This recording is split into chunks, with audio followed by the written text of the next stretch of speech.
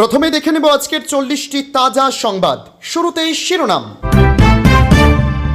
মনে কেমন হচ্ছিল ইস্তফা দিয়ে দিই, আগের ভোট পরবর্তী হিংসা প্রসঙ্গে তাপসের বক্তব্যকে সমর্থন নৌশাদের। আমি নিজে পার্টি অফিস রং করব, ভোটের ফল আসতেই রুদ্রমূর্তি মমতার 7 দিনের চরম হুঁশিয়ারি। আরজিকর কাণ্ডে বড় সিদ্ধান্ত শুভেন্দুর, সাসপেন্ড বিনীত গোয়েল, ইন্দিরা মুখার্জি, অভিষেক গুপ্তা। মিলবে কর করে 3000, অন্নপূর্ণা ভান্ডার প্রকল্প নিয়ে ফের বড় ঘোষণা রাজ্যের মুখ্যমন্ত্রী শুভেন্দুর। মসনদে বসতেই বড় ধাক্কা শুভেন্দু সরকারের, তিলজলা কাণ্ডে কড়া নির্দেশ কলকাতা হাইকোর্টের। কি ঘটল? জনগণ ও তৃণমূলই ব্যবস্থা করবে, বিধানসভায় নাম না করে অভিষেককে নিশানা তাপসের। যারা যাওয়ার চলে যান, আমি কাউকে আটকাবো না, ভোটের ভরাডুবির পর মেজাজ হারিয়ে কি বললেন মমতা। এলাকায় তাণ্ডব তৃণমূলী গুন্ডাদের, বিজেপির অভিযোগের পরেই সাসপেন্ড ক্যানিং থানার আইসি। শুভেন্দুর কনভয়ে হামলায় অভিযুক্ত, 9 মাস পর গ্রেপ্তার কোচবিহারের তৃণমূল নেতা। লালগড়ে বেপরোয়া পিকআপ ভ্যানের তাণ্ডব, পরপর 2টি বাইকে ধাক্কা মেরে চম্পট, মৃত 1, আহত 1। তৃণমূলের বহু নেতা কর্মী ঘরছাড়া, অভিযোগ শোভন দেবের। ঘরে ফেরাতে রাজি মুখ্যমন্ত্রী শুভেন্দু, তবে দিলেন শর্ত। রণংদেহী সন্দেশখালীর রেখা, হাতে নাতে বেআইনি গরু বিক্রি রুখলেন বিজেপি বিধায়ক। ঘরছাড়া টিএমসি কর্মীদের ফেরাবে বিজেপি, কিন্তু বিরোধী দলনেতাকে শর্ত বেঁধে দিলেন মুখ্যমন্ত্রী শুভেন্দু অধিকারী। 1 জুন থেকেই শুরু সিএম শুভেন্দুর জনতার দরবার, সঙ্গে 100 দিনের কাজও। নয়া উদ্যোগে নজিরবিহীন পরিবর্তন আসতে চলেছে রাজ্যে। মুর্শিদাবাদে পুলিশের সার্জিক্যাল স্ট্রাইক, জালে 3 মোস্ট ওয়ান্টেড, বাংলায় কাঁপছে অপরাধী সাম্রাজ্য। 4 দশকের আনুগত্যের প্রতিদান, পদ হারিয়ে মমতাকে তোপ কাকলির। নতুন করে তৃণমূল গর্ব, বড় ঘোষণা মমতার, 7 দিনের মধ্যে রিপোর্ট তলব। আশঙ্কা সত্যি করে এক ধাক্কায় দাম বাড়ল পেট্রোল ডিজেলের। কান এসে গিয়েছে, মাথা মমতা বন্দ্যোপাধ্যায় ধরা পড়ে যাবেন, এবার বিস্ফোরক তিলোত্তমার মা। মাদক মুক্ত তামিলনাড়ুর স্বপ্ন, 21 বছরের নিচে মদ বিক্রি নিষিদ্ধ করলেন বিজয়। ভোট পরবর্তী হিংসায় যোগ থাকলে সোজা জেলে, না থাকলে বড় ঘোষণা মুখ্যমন্ত্রীর। উত্তরবঙ্গে তুমুল ঝড় বৃষ্টির পূর্বাভাস, থাকবে কলকাতার আবহাওয়া। প্রিয় দর্শক, এতক্ষণ শুনছিলেন সংবাদ শিরোনাম, এবার আসছে বিস্তারিত খবরে। মনে হচ্ছিল ইস্তফা দিয়ে দিই, আগের ভোট পরবর্তী হিংসা প্রসঙ্গে তাপসের বক্তব্যকে সমর্থন নৌশাদের। ভোট পরবর্তী হিংসার অভিযোগকে কেন্দ্র করে উত্তাপ বাড়ল বিধানসভার অধিবেশনে। বিধানসভার বিরোধী দলনেতা শোভনদেব চট্টোপাধ্যায়ের অভিযোগের ভিত্তিতে পাল্টা জবাব দিলেন বর্ষিয়ান রাজনীতিক ও বিজেপি বিধায়ক তাপস রায়। তাপস রায়ের বক্তব্য সমর্থন জানালেন আইএসএফ বিধায়ক নওশাদ সিদ্দিকী। তিনি আসন গ্রহণ করার পর মুখ্যমন্ত্রী বক্তব্য রাখেন। এরপর প্রধান বিরোধী দল তৃণমূল কংগ্রেসের তরফে বিরোধী দলনেতা শোভনদেব চট্টোপাধ্যায় বক্তব্য রাখতে উঠে বলা হয়েছিল ভয় চলে যাবে, ভরসা আসবে। আজ ভরসা নেই, কিন্তু ভয় 4 গুণ বেড়ে গেছে। বহু মানুষ ঘরছাড়া হয়ে আছে। মুখ্যমন্ত্রীর কাছে অনুরোধ করব, যখন কথা দিয়েছিলেন ভয় নয় ভরসা, আজ আপনারা সেই ব্যবস্থা করুন যাতে ভরসা ফিরে আসে, মানুষ তার বাড়িতে ফিরে আসতে পারেন।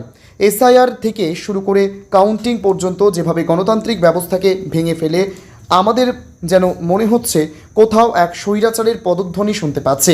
আমি চাই না এদেশে গণতন্ত্র ধ্বংস হবে, স্বৈরাচারের পদধ্বনি পশ্চিমবঙ্গে শুনতে পাচ্ছে। তার এই বক্তব্যের জবাবে সুর চড়ান বিজেপি বিধায়ক তাপস রায়। তিনি জবাব দিতে গিয়ে বলেন, আজ এদের মুখে ভোট পরবর্তী হিংসার কথা, এদের মুখে আসে নির্লজ্জ বেহায়া না হলে ভোট পরবর্তী সন্ত্রাসের কথা বলেন। একটা নির্বাচন হয়েছে পশ্চিমবঙ্গে রক্তপাতহীন, লাশহীন, ভিস আইন দেখিয়ে রক্তের ওপর দিয়ে, লাশের ওপর দিয়ে আজ 150-র ওপর গুনতে হতো আপনাকে লাশ বিজেপির। যদি এই সরকার আবার ফিরে আসতো, ঘরবাড়ি জ্বালিয়ে দেওয়া, দোকানপাট জ্বালিয়ে দেওয়া, আর লক্ষ লক্ষ বিজেপি কর্মী সমর্থকরা বাড়িঘর পাড়া ছাড়া থাকতো। তার এই বক্তব্য সমর্থন জানান আইএসএফ বিধায়ক নওশাদ সিদ্দিকী। তিনি বলেন, তাপস রায়বাবু যে কথাগুলো বলেছেন খুব একটা ফেলে দেওয়ার নয়। 2021 সালে নির্বাচন হওয়ার পর 6টা মাস এমন দিন পার করেছি আমার মনে হচ্ছিল যে আমি ইস্তফা দিয়ে দিই, অন্তত আমার ছেলেগুলোর ওপর অত্যাচার যদি বন্ধ হতো। এতে কিন্তু বিজেপিকে দরাজ কাস্ট সার্টিফিকেট দিচ্ছি না, কিন্তু 2021 সালে যে সমস্যার সম্মুখীন আমরা হয়েছিলাম, আমাদের কর্মী খুন হয়েছিল, একাধিক বাড়িঘর লুটপাট হয়েছিল, ভাঙচুর হয়েছিল, সে অর্থে তবে হ্যাঁ, একটা জিনিস 2026-এ দাঁড়িয়ে বেশ কিছু ধর্মীয় স্থান আক্রান্ত হয়েছে। মুখ্যমন্ত্রীকে এবং বিজেপির যারা আছে তাদের বলবো সেগুলো আপনারা লক্ষ্য রাখবেন। আমি বসে বসে ফিল করছিলাম আমাদের বক্তব্য, বিরোধীদের বক্তব্য শাসকের পছন্দ হয়নি, চিৎকার করে বন্ধ করে দেওয়া হয়েছে। এই হাউসে 2021 থেকে 2026 আমরা দেখেছি, আশা করব ওই দিনটা আসবে না। আমি নিজে পার্টি অফিস রং করব, ভোটের ফল আসতেই রুদ্রমূর্তি মমতা, 7 দিনের চরম হুঁশিয়ারি। 2026 সালের বিধানসভা নির্বাচনে প্রত্যাশিত ফল না মেলায় এবার দলের অন্দরে কড়া পদক্ষেপ নিতে শুরু করলেন তৃণমূল সুপ্রিমো মমতা বন্দ্যোপাধ্যায়। ভোটে পরাজিত প্রার্থীদের কাছ থেকে আগামী 7 দিনের মধ্যে সুনির্দিষ্ট রিপোর্ট তলব করেছেন তিনি। একই সঙ্গে দলের অন্দরের আত্মতুষ্টি ও নিষ্ক্রিয়তা দূর করতে এক অভূতপূর্ব হুঁশিয়ারি দিয়েছেন মমতা। স্পষ্ট ভাষায় জানিয়েছেন, প্রয়োজনে তিনি নিজেই পার্টি অফিস রং করার কাজে হাত দেবেন, তাও দলের সংগঠনকে ঢেলে সাজানো হবে। নির্বাচনী বিপর্যয় কাটিয়ে উঠতে এবং হারের প্রকৃত কারণ খুঁজে বের করতে সম্প্রতি এক উচ্চ পর্যায়ের পর্যালোচনা বৈঠকে বসেন তৃণমূল নেত্রী। দলীয় সূত্রে খবর, বৈঠকে দলের একাংশ ভূমিকা নিয়ে তীব্র ক্ষোভ প্রকাশ করেন তিনি। বিশেষ করে যে সমস্ত আসনে তৃণমূলের শক্ত ঘাঁটি থাকা সত্ত্বেও দলের প্রার্থীরা হেরে গেছেন, সেখানকার সাংগঠনিক দুর্বলতা কোনোভাবেই মেনে নিতে পারছেন না শীর্ষ নেতৃত্ব। বৈঠকে মমতা বন্দ্যোপাধ্যায় স্পষ্ট জানান, কে কোথায় কাজ করেছেন আর কে ঘরের ভেতরে অন্তর্ঘাত বা নিষ্ক্রিয়তা ছিল কিনা তা খতিয়ে দেখতেই এই 7 দিনের সময়সীমা বেঁধে দেওয়া হয়েছে। পরাজিত প্রার্থীদের নিজেদের বুথভিত্তিক পারফরমেন্সের বিস্তারিত খতিয়ান সহ এই রিপোর্ট জমা দিতে হবে। তবে সবচেয়ে বেশি শোরগোল ফেলেছে মমতা পার্টি অফিস রং করা সংক্রান্ত মন্তব্যটি। রাজনৈতিক মহলের মতে এই বক্তব্যের মাধ্যমে তিনি আসলে দলের নিচুতলার কর্মীদের চাঙ্গা করতে এবং অলস বসে থাকা নেতাদের একটি কড়া বার্তা দিতে চেয়েছেন। তিনি বোঝাতে চেয়েছেন যে দলের প্রয়োজনে একদম সাধারণ কর্মীদের মতো মাটি কামড়ে কাজ করতেও তিনি পিছপা হবেন না। ভোটের ফল প্রকাশের পর যেখানে বিরোধী শিবির রাজ্য জুড়ে উৎসবের আমেজে রয়েছে, সেখানে তৃণমূল নেত্রীর এই ঝটিকা পদক্ষেপ রাজনৈতিকভাবে অত্যন্ত তাৎপর্যপূর্ণ। 7 দিন পর রিপোর্ট জমা পড়ার পর দলে বড়সড় রদবদল বা শাস্তিমূলক ব্যবস্থা নেওয়া হতে পারে বলেও ইঙ্গিত মিলছে। এখন দেখার তৃণমূল সুপ্রিমোর এই কড়া দাওয়াইয়ের পর দলের অন্দরে থাকা ক্ষোভ ও সাংগঠনিক দুর্বলতা কতটা কাটিয়ে ওঠা সম্ভব হয়। আরজিকর কাণ্ডে বড় সিদ্ধান্ত শুভেন্দুর, সাসপেন্ড বিনীত গোয়েল, ইন্দিরা মুখার্জি, অভিষেক গুপ্তা। ফের খুলল আরজিকর ফাইল। বদলের বাংলায় ফের আরও এক কড়া পদক্ষেপ শুভেন্দু অধিকারীর। তিলোত্তমা খুন ধর্ষণ মামলায় বড় সিদ্ধান্ত সরকারের, সাসপেন্ড 3 আইপিএস। নজরে কলকাতা পুলিশের প্রাক্তন পুলিশ কমিশনার সহ আরও 2 হেভিওয়েট সিনিয়র অফিসার। সাসপেন্ড করা হচ্ছে বিনীত গোয়েল, ইন্দিরা মুখোপাধ্যায়, অভিষেক গুপ্তাকে। মুখ্যমন্ত্রী শুভেন্দু অধিকারী সাফ কথা, মুখ্য সচিব, স্বরাষ্ট্র সচিবের কাছ থেকে রিপোর্ট পেয়েছে পুলিশ অফিসাররা তিলোত্তমার মাকে টাকা দিতে গিয়েছিলেন। নির্যাতিতার পরিবারকে এইভাবে টাকা দিতে যাওয়ার অভিযোগ আমরা এই 3 জনকে সাসপেন্ড করছে। শুভেন্দু আরও বলেছেন, যখন বিভাগীয় তদন্ত হবে তখন যাদের বিরুদ্ধে আমরা অ্যাকশন নিচ্ছি তাদের বক্তব্যও নেব। অন্যদিকে নির্যাতিতার পরিবার যদি চায় তাহলে তাদের বাড়িতে গিয়েও তাদের বক্তব্য আমাদের অফিসাররা নিয়ে আসবে। এখানেই না থেমে এবার একেবারে সেই সময় তৎকালীন মুখ্যমন্ত্রীর প্রসঙ্গ টেনে বলেন, phone call record, WhatsApp chat সবই পড়ে বের করব। দেখা যাবে তখনকার অফিসারদের সঙ্গে সঙ্গে কাদের কথা হয়েছে, সেই সময়ের কোনো মুখ্যমন্ত্রীর কোনো নির্দেশ ছিল কিনা সেটাও দেখা হবে, সব বের করব। তিলোত্তমার মা বলছেন, আমার মেয়ের সঙ্গে যা হয়েছিল তা হওয়ার কথাই ছিল না। ও একটা সুরক্ষিত জায়গায় ছিল। প্রাক্তন মুখ্যমন্ত্রীর জন্যই আমি আমার মেয়েটাকে হারিয়ে ফেলেছি। নতুন মুখ্যমন্ত্রীকে ধন্যবাদ জানাই এত তাড়াতাড়ি আবার ফাইল খোলার জন্য। বিচার খুব তাড়াতাড়ি আসবে। গোটা বিশ্বের মানুষ এর বিচার চায়। সবার চাওয়া কখনো বিফল যাবে না, বিচার আসবেই। মেয়ের স্মৃতিচারণা করতে করতে ফের একবার গলা ধরে আসে তার। বলেন, যেদিন রাত দখল হয়েছিল সেদিন সব জাতি ধর্ম বর্ণের মানুষ শুধু উই ওয়ান্ট জাস্টিস বলেছিল।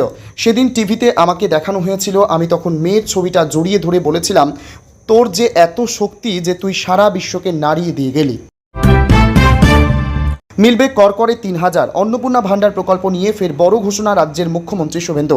ক্ষমতায় আসার পর থেকেই ছক্কা, একের পর এক প্রতিশ্রুতি পূরণে তৎপর বিজেপি। পূর্বে দেওয়ার কথা মতোই 1 জুন থেকে কার্যকর হতে চলেছে অন্নপূর্ণা ভান্ডার প্রকল্প। নবান্নে প্রথম ক্যাবিনেট বৈঠক থেকে এই ঘোষণা করেছেন মুখ্যমন্ত্রী শুভেন্দু অধিকারী। পুর ও নারী শিশু কল্যাণ মন্ত্রী অগ্নিমিত্রা পাল এবার জানালেন, অনলাইন করা যাবে অন্নপূর্ণা ভান্ডারের আবেদন। অন্নপূর্ণা ভান্ডার নিয়ে বড় ঘোষণা। জানিয়ে রাখি, অন্নপূর্ণা ভান্ডার প্রকল্পের আওতায় 3,000 টাকা করে পাবেন রাজ্যের মহিলারা। সম্প্রতি অগ্নিমিত্রা পাল জানিয়েছেন, অনলাইনে পোর্টালে গিয়ে অন্নপূর্ণা ভাণ্ডারের জন্য আবেদন করতে হবে। পোর্টালে আবেদন করা অত্যন্ত সহজ হবে বলেও জানালেন তিনি। সাধারণ মানুষকে আশ্বাস দিয়ে মুখ্যমন্ত্রী বলেন, আমি শুনেছিলাম যে এতদিন যে দুয়ারে সরকারের মাধ্যমে হয়েছে, কিন্তু আমি আমার ডিপার্টমেন্টের সঙ্গে কথা বলে আমি অলরেডি বলে দিয়েছি অন্নপূর্ণা ভাণ্ডারে অনলাইন প্রকল্পটি কমপ্লিট এখনই ব্যবস্থা করতে। এখন থেকে অনলাইনে যাতে সমস্ত মানুষ যে 1 পাস 2 পাস বা যে হয়তো শিক্ষাটা পাননি, শিক্ষিত নন, এটাই সহজ করা হবে আবেদন করার এই পোর্টালটা। যে কেউ পোর্টালে গিয়ে আবেদন করতে পারবেন। অনলাইনে অন্নপূর্ণা ভাণ্ডার আমরা প্রত্যেকটি বাংলার মা বোনেরা যাতে আবেদন করতে পারেন, আমরা সেই ব্যবস্থা করছি এখনই, বলেন অগ্নিমিত্রা। এর আগে অন্নপূর্ণা ভাণ্ডার নিয়ে অগ্নিমিত্রা বলেছিলেন, সবাই পাবেন। যারা যারা লক্ষ্মীর ভাণ্ডার পাচ্ছিলেন সবই অন্নপূর্ণা ভাণ্ডার পাবেন। সবই ডাইরেক্ট বেনিফিটে ট্রান্সফারে হবে। 1 জুন থেকে ব্যাংক অ্যাকাউন্টে ঢুকে যাবে। একই সাথে তিনি স্পষ্ট করেন, টাকা দেওয়ার আগে আমরা একটা অ্যানালিসিস করতে চাই। যাদের যাদের নাম কাটা গেছে তারা যদি কেউ পান তাহলে তো তাদের পাওয়ার কথা নয়। যিনি মারা গেছেন তারা পাওয়ার কথা নয়। যিনি আমাদের দেশের নাগরিক নন তার পাওয়ার কথা নয়। সুতরাং সেই অ্যানালিসিসটা হবে। যাদের যাদের নাম কাটা গেছে তাদের মধ্যে কতজন লক্ষ্মীর ভাণ্ডার পাচ্ছেন তাদের নাম বাদ যাবে। কোনো মৃত ব্যক্তি প্রকল্পের সুবিধা পাবেন না, পাশাপাশি কোনো অভারতীয়কেও সামাজিক প্রকল্পের সুবিধা দেওয়া হবে না। ফলে স্পষ্ট করেছেন মুখ্যমন্ত্রী শুভেন্দু অধিকারীও। বিজেপির তরফে প্রতিশ্রুতি দেওয়া হয়েছিল, ক্ষমতায় এলে রাজ্যের মহিলারা লক্ষ্মীর ভাণ্ডারের 1500 টাকার বদলে অন্নপূর্ণা ভাণ্ডার প্রকল্পের আওতায় পাবেন 3000 টাকা করে। এবার বিজেপি সরকার গড়তেই প্রতিশ্রুতি পূরণের পথে এগোচ্ছে। রাজ্য সরকারের তরফে সিদ্ধান্ত, 1 জুন থেকে অন্নপূর্ণা ভাণ্ডার প্রকল্প চালু করা হবে। মসনদে বসতেই বড় ধাক্কা শুভেন্দু সরকারের। তিলজলা কাণ্ডে কড়া নির্দেশ কলকাতা হাইকোর্টের। কি ঘটল? পশ্চিমবঙ্গের রাজনৈতিক পালাবদলের পর নবগঠিত শুভেন্দু অধিকারীর সরকারের সামনে প্রথম বড় আইনি চ্যালেঞ্জ চলে এলো। তিলজলা অগ্নিকাণ্ডের ঘটনায় বেআইনি সম্পত্তি ভেঙে গুড়িয়ে দেওয়ার সরকারি তৎপরতার ওপর এবার অন্তর্বর্তীকালীন স্থগিতাদেশ জারি করল কলকাতা হাইকোর্ট। আদালতের স্পষ্ট নির্দেশ, এই মামলার চূড়ান্ত নিষ্পত্তি না হওয়া পর্যন্ত সংশ্লিষ্ট বিতর্কিত সম্পত্তি কোনোভাবেই বুলডোজার দিয়ে ভাঙা যাবে না। বঙ্গে নতুন সরকার ক্ষমতা দখলের পর এই প্রথম কোনো বড় প্রশাসনিক পদক্ষেপে আইনি ধাক্কা খেতে হলো, জানিয়ে বর্তমান রাজনৈতিক ও প্রশাসনিক মহলে ব্যাপক শোরগোল পড়ে গিয়েছে। তিলজলার একটি বিধ্বংসী অগ্নিকাণ্ডকে কেন্দ্র করে এই ঘটনার পর প্রশাসনের তরফ থেকে সংশ্লিষ্ট এলাকায় বেআইনি নির্মাণের বিরুদ্ধে কঠোর অবস্থান নেওয়া কথা বলা হয়েছিল।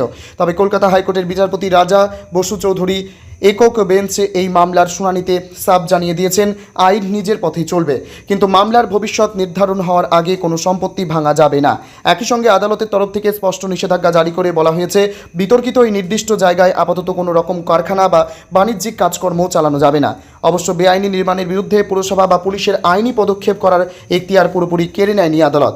কলকাতা হাইকোর্ট তার রায়ে স্পষ্ট করেছে যে দেশের প্রচলিত আইন ও নিয়ম অনুযায়ী কলকাতা পুরসভা এবং পুলিশ প্রশাসন যে কোনো বেআইনি নির্মাণ বা কাঠামোর বিরুদ্ধে প্রয়োজনীয় তদন্ত ও আইনি পদক্ষেপ চালিয়ে যেতে পারবে। তবে কোনো চূড়ান্ত সিদ্ধান্ত বা ভাঙচুরের মতো চরম পদক্ষেপ মামলার নিষ্পত্তি হওয়ার আগে করা যাবে না।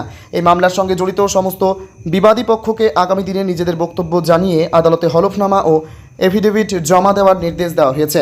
মামলায় পরবর্তী শুনানির দিন ধার্য করা হয়েছে আগামী 22 জুন। জনগণ ও তৃণমূলই ব্যবস্থা করবে, বিধানসভায় নাম না করে অভিষেককে নিশানা তাপসের। নতুন সরকার গঠনের পর ভোট পরবর্তী হিংসার অভিযোগ তোলায় বিধানসভায় তৃণমূলকে নিশানা মানিকতলার বিজেপি বিধায়ক তাপস রায়ের।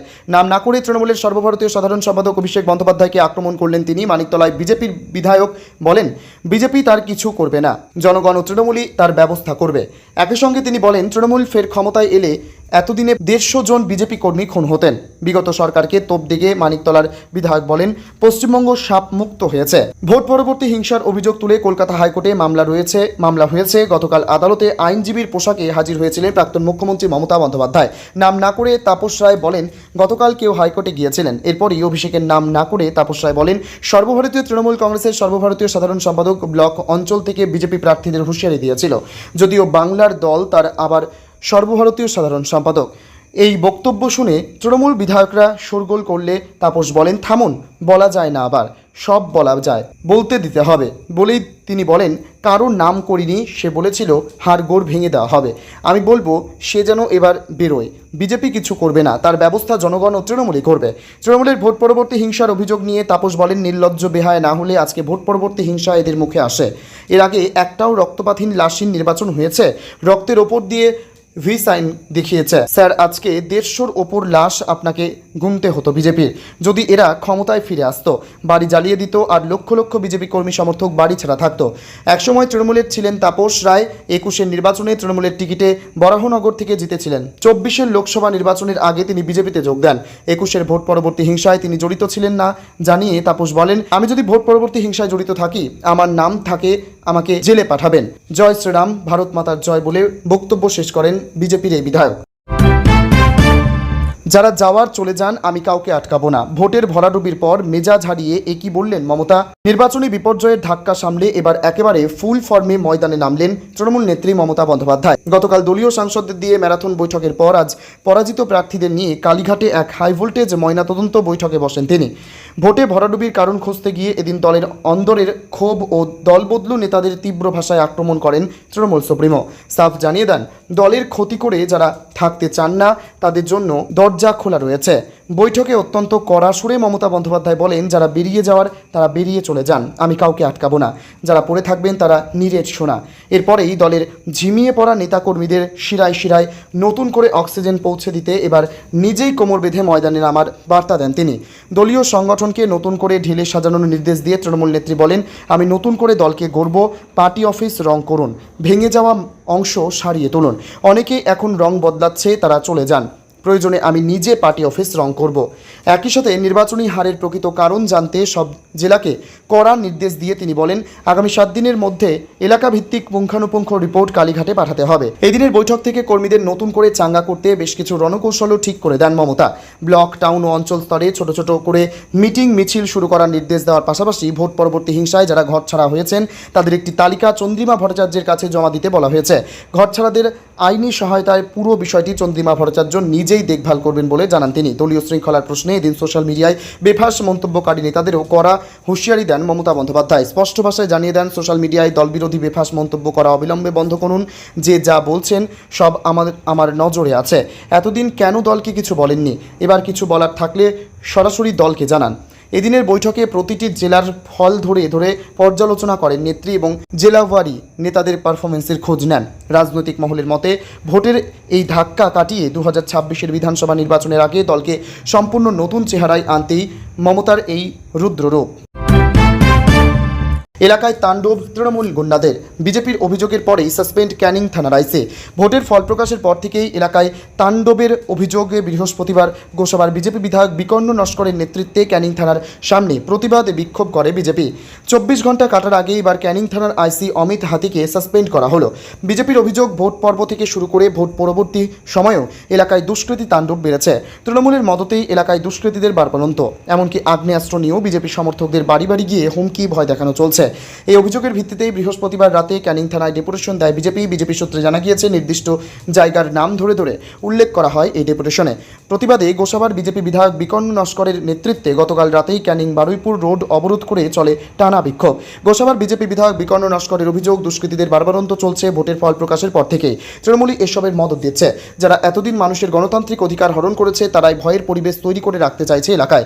আমরা ভয়মুক্ত পরিবেশ রাখতে চাইছি, পুলিশকে বারবার জানিয়েও কাজ হয়নি। বিজেপির অভিযোগের ভিত্তিতেই বৃহস্পতিবার রাত থেকে একাধিক জায়গায় তল্লাশি অভিযানে নামে পুলিশ।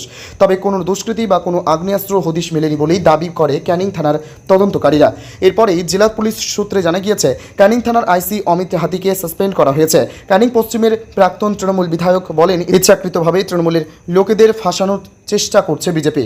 পুলিশ বিভিন্ন জায়গায় তল্লাশি চালিয়েও কারো খোঁজ পায়নি। পুলিশ সূত্রে খবর, সাসপেন্ড করা আইসির জায়গায় নতুন কাউকে নিয়োগ করা হয়নি এখনও। বারুইপুর জেলা হেডকোয়ার্টারই আপাতত এই থানার দায়িত্বে থাকবে।